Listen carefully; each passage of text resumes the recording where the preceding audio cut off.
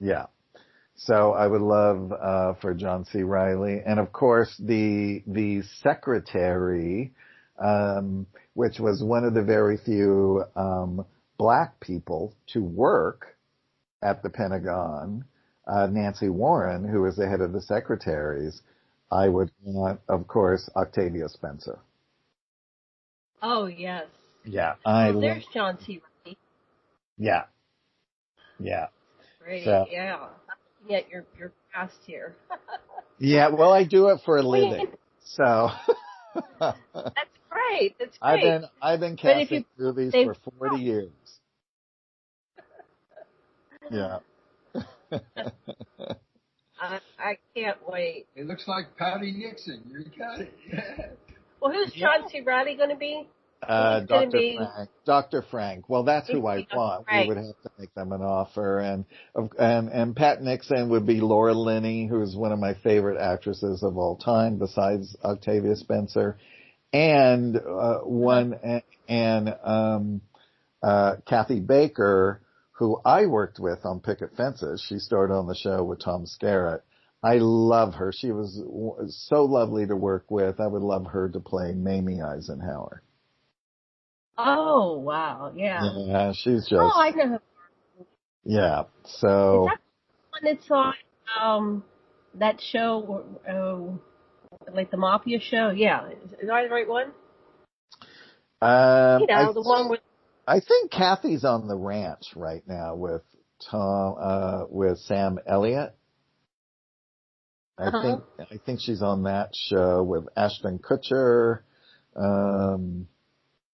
I believe. I think I've only seen one episode because I don't get whatever channel it's on. I forget what it's on, if it's on what it's on. So this is all timing, if they're available or not when you go into production. If we're available, yeah. If they like the part, if they'll work for whatever the money is, all those factors come into play. But it is such a unique story, and the script is really, really, really good. And I think it will really attract all the name talent as well. So I'm just loving that. And it would just be great to get all that dream cast. Well, let's do a meditation on it. we'll pull it into reality. Yeah. Okay, so when would you ideally, when do you think you could begin at least the cast, the characters playing? I know your CGI would take. I don't know. Did it normally take longer for the CGI? Or are they kind of connected? So how it would work is I've got all my director shots already lined up, how I want all the camera moves and all of that. Of course, when a DP comes on and we know exactly what the set is, a lot of that will sort of shift and change. But these ideas we give to the special effects supervisor who oversees it and then farms all the CGI work out to various companies. So, for instance, if we're going to be shooting a scene that's going to be on green screen for the mothership, the only thing that we'll probably have is if somebody is sitting down, they're going to be sitting on a green box. Or if somebody is interacting with a board, it'll be a board that'll be green and that they can interact with, and then CGI puts everything into my specifications and what we see in the entire environment. So, so all of that has to be worked out, but then we also have to do, for a lot of the shots, we have to create a moving sort of fake picture of it, of how it'll look like, so all the actors and everybody knows what movements and things are. So. And where do you think you'll do most of your filming? Well, that remains on. It depends on where the money comes from. If it's foreign, they may want us to shoot in Europe or in England. I would prefer to shoot it in Los Angeles, would be my preference, but tax credits are a lot bigger in Georgia, Louisiana. New Mexico has some nice tax credits. So that's where you can get a large chunk of your budget back so that your budget's not, even though it's big, you can get it back and then it doesn't cost so much. So it's a big jigsaw. Big jigsaw. I want to ask Deborah, our producer, do you have any questions or feedback? I do. Based on Craig, go ahead. Based on your inside information, do you feel we're on track as a species in our development where we should be, or have we taken too long to get where we should be? Well, from the 70s to now has been a giant growth spurt for the planet and consciousness, and that this planet has already tipped in the direction of going fully conscious, so there is no going back once you make that leap, and that there are more and more starseeds. So when the starseed program begins, you have your starseeds who grow and spiritually become who they are. They have offspring. A new starseed comes through that offspring so that person raises them. They become more aware, and it becomes bigger and bigger and bigger. And as we get to now, they are able to bring more of the full soul into embodiment because of the enlightenment. So kids that are coming in today are brilliant and smart. I myself have met kids who already speak 5-star languages. They are drawing star maps. They are making crystal grids. They are making machines that they show you how it works, that is going to cure diseases, that is going to do all of these different things.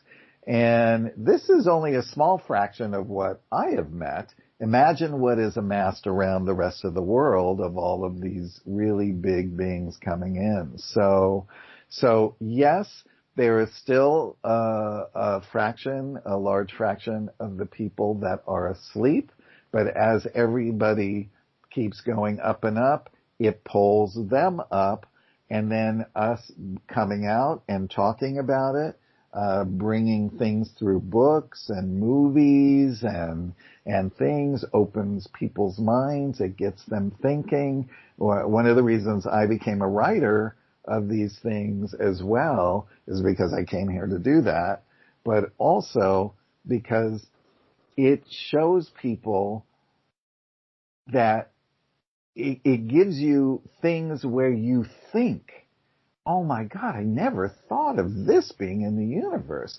That leads to 5 more questions, and this leads to actually seeking a spiritual self and that type of thing. Like, remember when we had all of the psychics on TV and everyone was going crazy for the psychics? Yeah. That was one of the first steps, because people were stepping into their sixth sense, which that led them into their spiritual sense to understand, oh wow, look at how I'm behaving. You know, I remember going to some of my first psychics. It was like going to a psychiatrist in the universe that was examining your soul and saying, you're seeing things like this and doing things like this.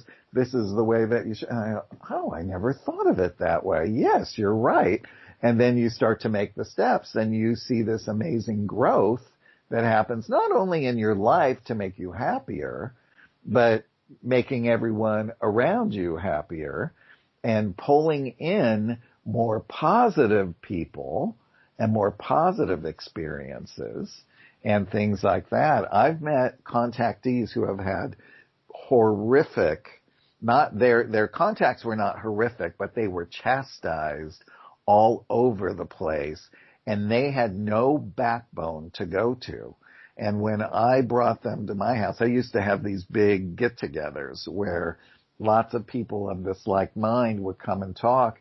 And I remember one particular guy couldn't believe that there existed people that he could talk to, because he had had such amazing experience on board craft and with these beings, and who showed him a lot of universal history and things like that. So it really it's about having a support system. That's what's so great about your radio show, and it's a place where people can go and listen and say, wow, I never heard it that way. That just changed my life a little bit in this direction, et cetera. But yes, even though things look dark at the moment with everything that's going on the planet, it always gets darkest before the dawn. So that leads to my next question.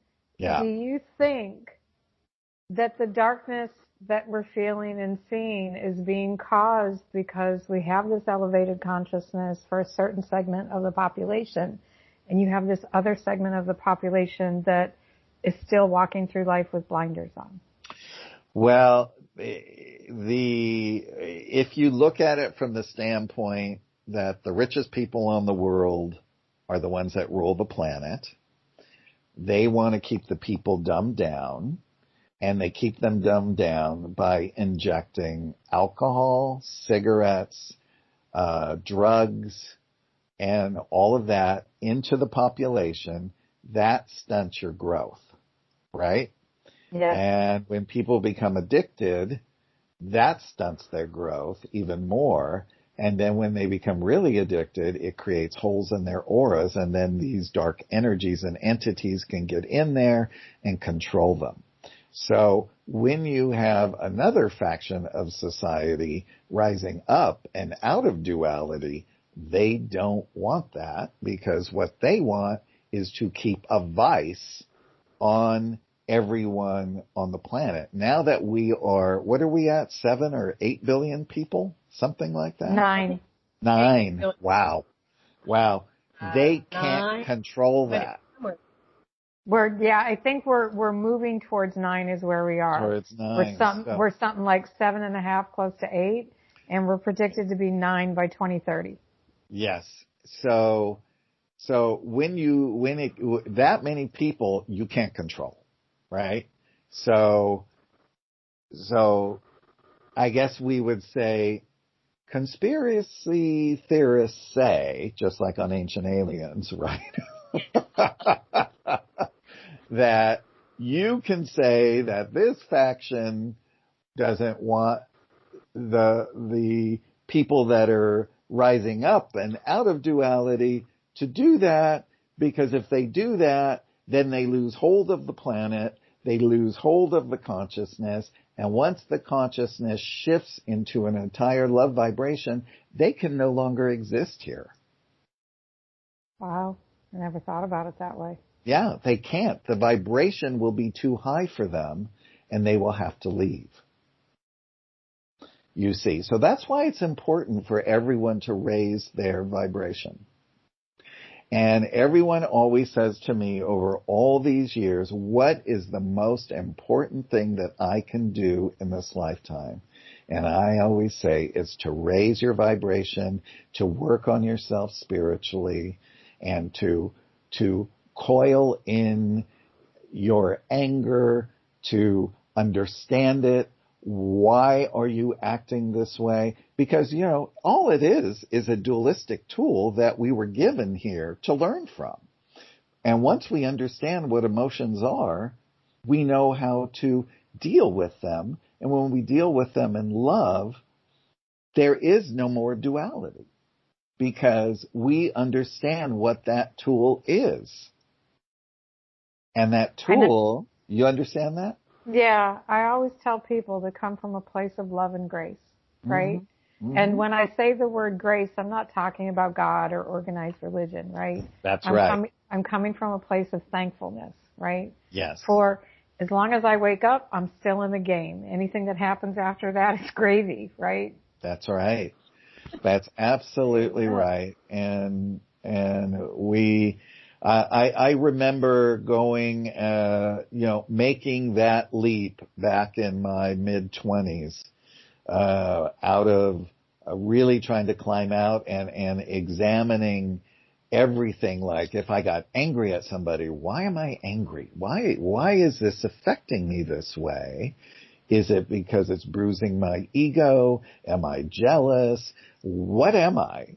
And then I would examine it, and then I would work on it, and then it would just sort of melt away.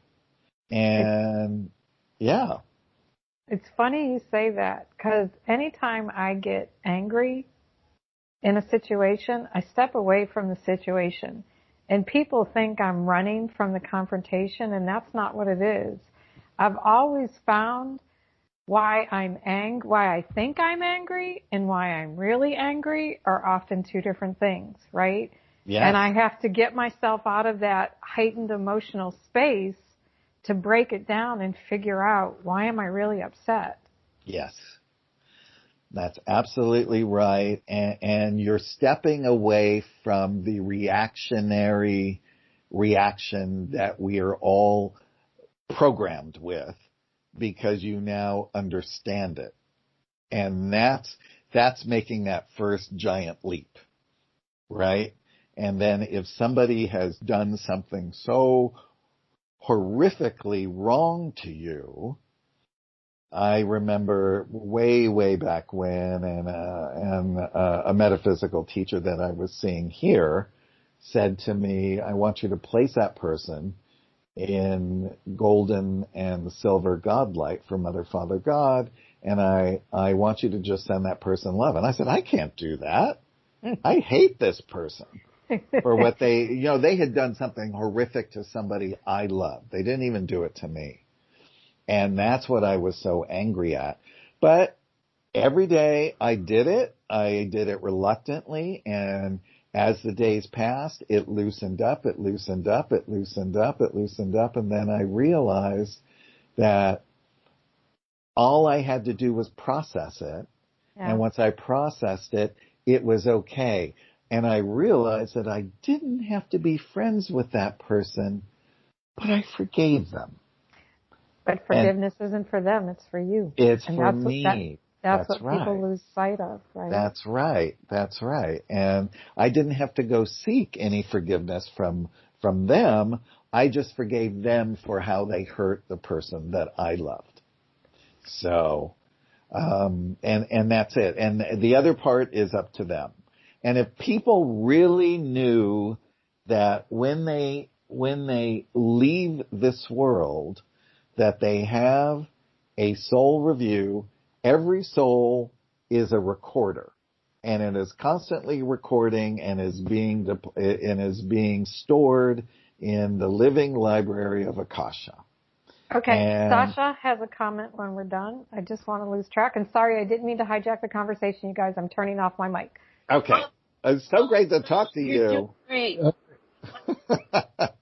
Yeah, great question, Yeah. And of course, in the kind of centering psychotherapy, Jungian psychic therapy that I do, it's the things that destabilize you about others that just are resonating with unintegrated parts of yourself. And what you can handle anger or any emotion that you feel overwhelmed with and don't want to interfere with is to just go down to say, what is it that I need that's motivating this? And this will usually come down to, I need to have I need attention, I need my sensitivity, notice, but it's all inside. And so we look at destabilization or judgments as wonderful opportunities for you to learn about yourself, just like Deborah says, but not react. But the other thing that you said that I really love is the end of dualism. All you got to do is treat your kids decently, and every kid that's born is the Messiah.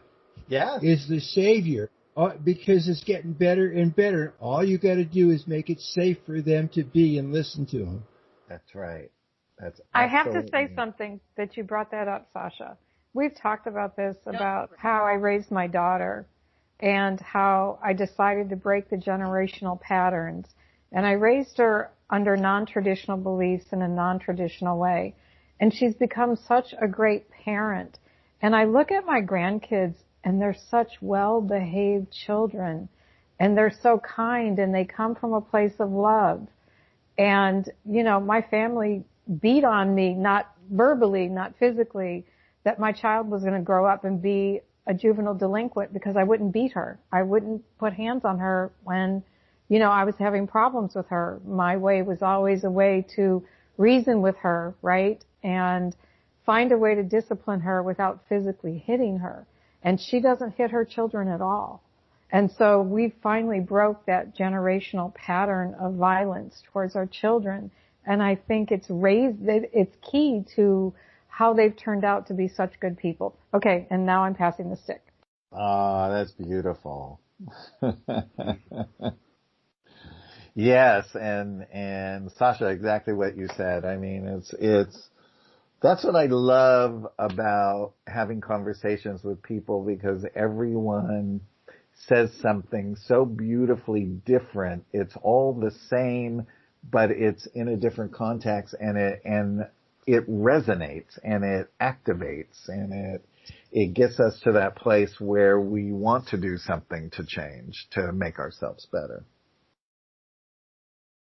Yeah, you know, I always think of the blind guys and the elephant, and how we all perceive a window on reality, which is the elephant, and that therefore every consciousness has a light to shine on the bigger picture, and it just is a way of embracing it all. Yes, absolutely. So while we're on the subject of duality, can I talk just a little bit about the Autobiography of an Extraterrestrial saga, because it is a great big part of duality. It's about personal duality and the greater universal duality. So as I had said before, Tehran is a college professor at the University of Melchizedek. He teaches starseeds that are coming into Earth and mighty messengers that are coming into Earth. So imagine from one end of the galaxy to the other in the Mira system, there are 490 university planets, right? Each one teaches a different subject. So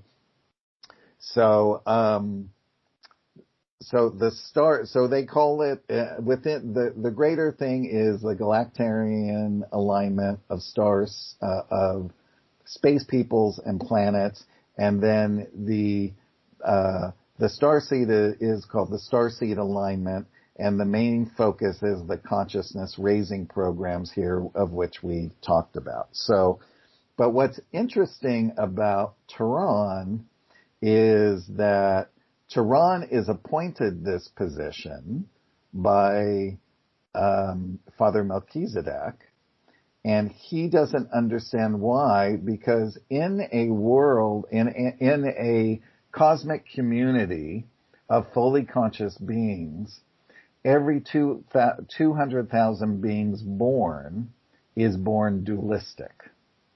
And Tehran is born dualistic in this fully conscious society. So, it is done this way because having dualistic beings around in their arena on a daily basis keeps the galactic society in check with this basic consciousness. So, the learning with them of like right and wrong, good versus evil, and using the mind to make decisions and not the heart is really where even the dualistic beings up there are coming from. So their choices of service to self, and they're learning all of that while they're up there. But what we do as the reader is we go along the journey with Tehran, and we understand how to rise up and out of that duality and to become fully conscious, which is quite cool. Now, the greater reality of the universe is going back in time with Archangel Michael as one of the heads of the universe, and also with Lucifer, which coincides with our planet because all the angels were stuck in the inner earth, all the fallen angels. But the book opens with Lucifer being on a prison planet for 200,000 years, and Turan also learns this greater duality because he is asked by Michael to go and take down Lucifer's lateral statement. And Lucifer has refused over this whole 200,000 years to give a statement, but when Turan comes, he gives this statement, and we learn through his journey of personal self and the greater universal reality, how these become whole once again. So if that sparks interest to people, it's so amazing because like I said, when I was woken up, I didn't know anything about duality. I had no idea. Some of the beings that came to wake me up came from the great I Am, and they taught me the principles of thought and in simplistic terms. And anyway,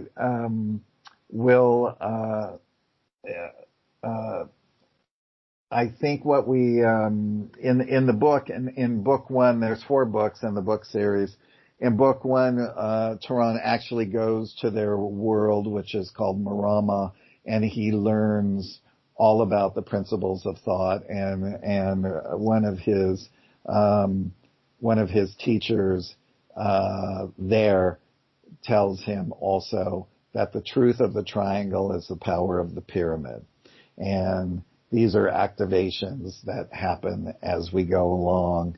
And so anyway, each book is a continuing journey of Turan's journey.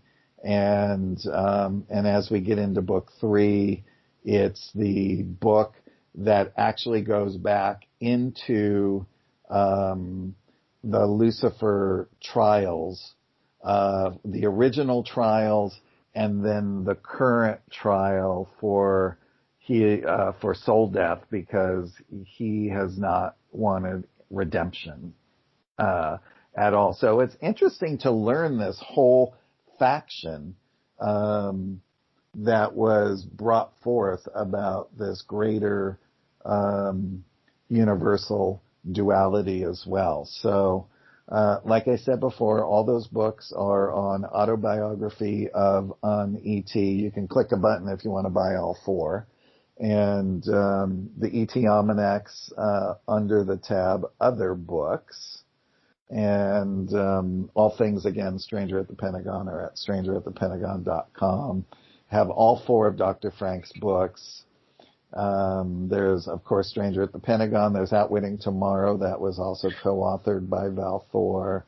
And UFO Conspiracy and Millennium 7. So all brand new books that are out of print. So I got the remaining copies from the publisher. So what else? What closing things would you like to know?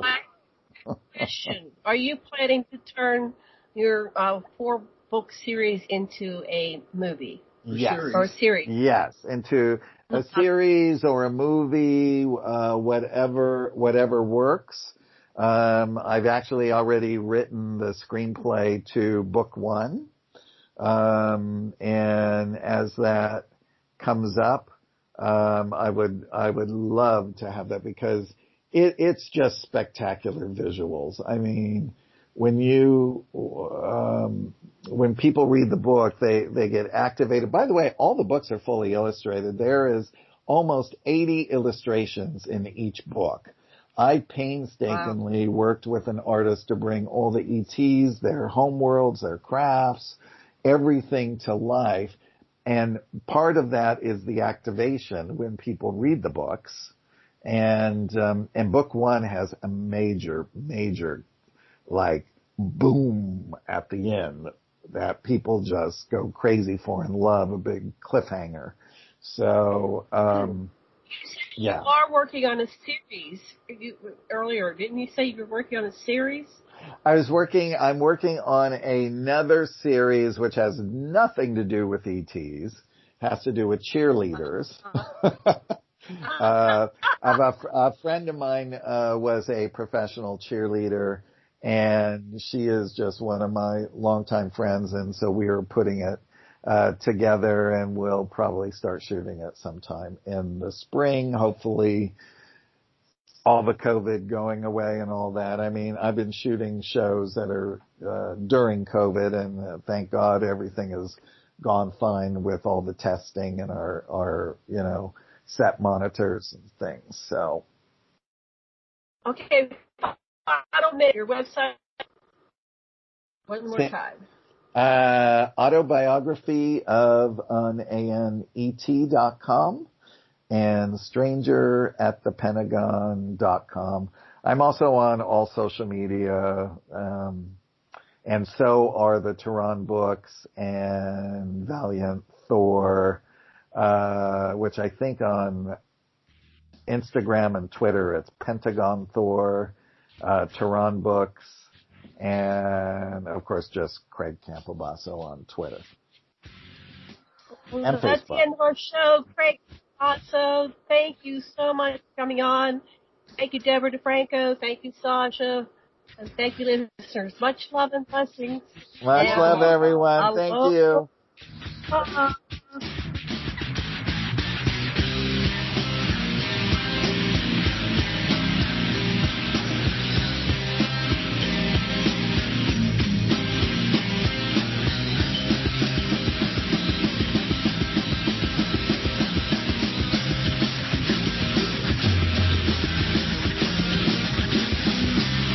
Listening to Revolution Radio.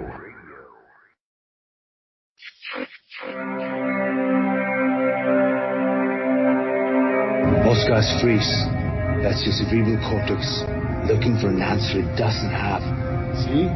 Even your brain knows it's true. Body's filling with adrenaline right now, whether you know it or not. The heart's beating fast. It's getting a little harder to breathe.